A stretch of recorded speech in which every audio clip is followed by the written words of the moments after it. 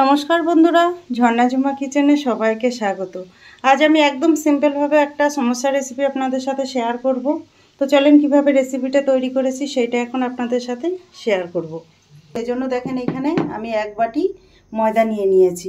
ময়দার জায়গায় কিন্তু আপনারা আটাটা দিয়েও তৈরি করতে পারেন। টেস্ট হিসাবে আমি দিয়ে দিলাম নুন।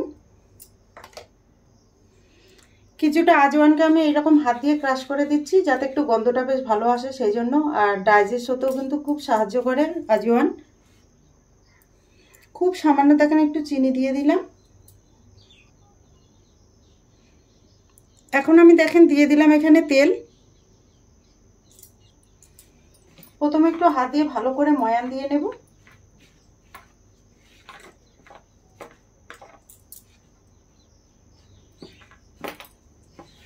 দেখেন ভালো করে ময়ান দিয়ে নিয়ে নিয়েছি, আর এখন আমি অল্প অল্প জল দিয়ে এটাকে মেখে নেব।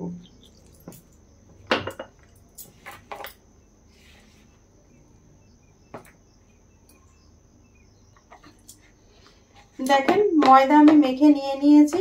একদম নরম করে মাখা যাবে না, আবার একদম শক্ত করে মাখা যাবে না। সামান্য একটু তেল আমি উপরে দেখেন লাগিয়ে রেখে দিচ্ছি, আর এটাকে এখন ঢেকে রেখে দেব। ততক্ষণে কিন্তু আমি মশলাটা তৈরি করে নেব। ঢেকে আমি সাইডে রেখে দিলাম। কড়াই গরম হয়ে গেছে, দিয়ে দিলাম তেল। ফোড়নে আমি দেখেন 5 ফোড়ন দিয়ে দিলাম। দিয়ে দিলাম হিং। হিংটা যদি আপনাদের কাছে না থাকে সেক্ষেত্রে না দিলেও কিন্তু চলবে। দিয়ে দিলাম আদা থেতো করে নিয়েছিলাম, থেতো করা রসুন, কুচনো কাঁচা লঙ্কা। মশলা একটু নেড়ে দিচ্ছি দেখেন।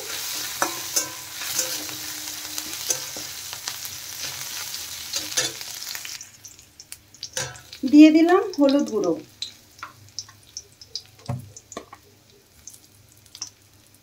লঙ্কা গুঁড়ো, আর একটু মশলা দেখেন কষিয়ে নিলাম। এখন আমি দেখেন সেদ্ধ করা আলুগুলো দিয়ে দিলাম। হাতের সাহায্যে একটু ম্যাশ করে দিচ্ছি। আমি 3টে আলু দিলাম। টেস্ট হিসাবে দিয়ে দিলাম নুন।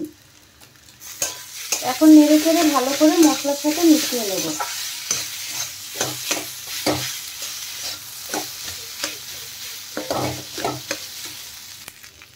দিয়ে দিলাম ভেজে রাখা বাদাম,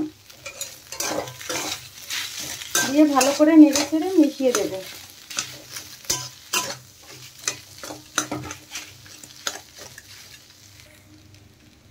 দিয়ে দিলাম দেখেন কিছুটা আমচুর পাউডার। মশলা দেখেন আমার তৈরি হয়ে গেছে। এখন নামিয়ে এটাকে ঠান্ডা করে নেব।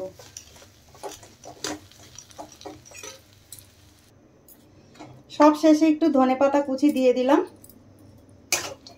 দেখেন ধনেপাতাটা যদি আপনাদের কাছে না থাকে তো সেক্ষেত্রে না দিলেও চলবে। এখন আমি ময়দা দেখে নেব,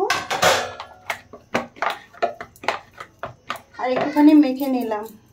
এখান থেকে দেখেন আমি একটা লেচি কেটে নিচ্ছি। ঠিক এই সাইজের লেচিটা কেটে নিচ্ছি, আর বড় একটা পরোটার মতো বানিয়ে নেব।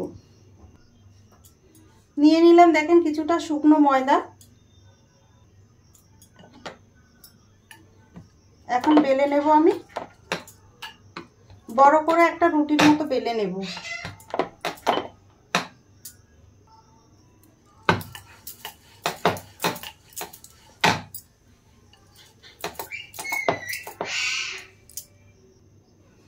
দেখেন বড় একটা রুটি বানিয়ে নিয়েছি। এখন আমি এইটা সাইডগুলো কেটে বাদ দিয়ে দেব।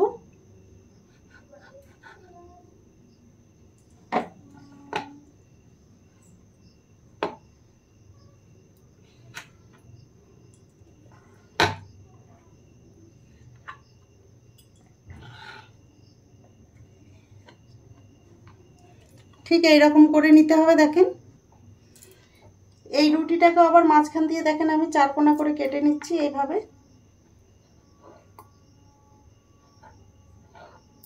দেখেন কেটে নিলাম। এখন আমি এর মধ্যে দেখেন আলু মশলা দিয়ে দিলাম।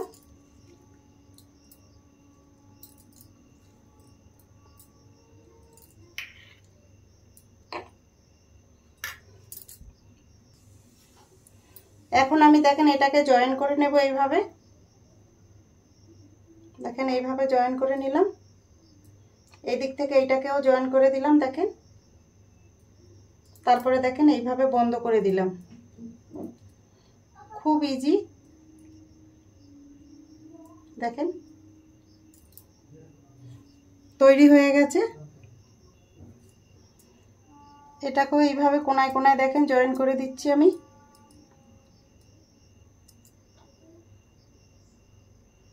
এইভাবে দেখেন, তারপরে এইভাবে দেখেন।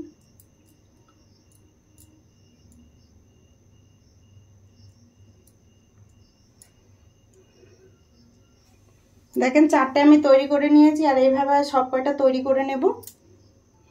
দেখেন কয়েকটা বানিয়ে নিয়েছি, এখন এগুলো আমি ভেজে নেব।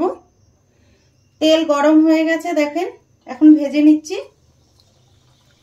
আর সমোসা ভাজতে কিন্তু বেশি তেল গরম করা যাবে না, মিডিয়াম ফ্লেমে কিন্তু ভাজতে হবে সমোসাগুলো।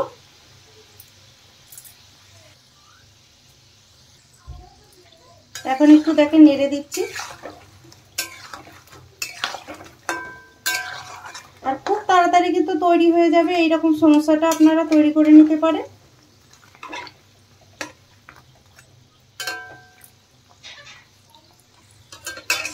দেখেন ধীরে ধীরে কিন্তু কালার হতে শুরু করে দিয়েছে।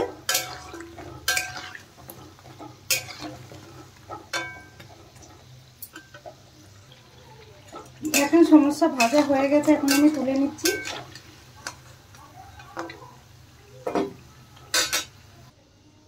এখন আমি দেখেন প্লেটে নিয়ে নিলাম।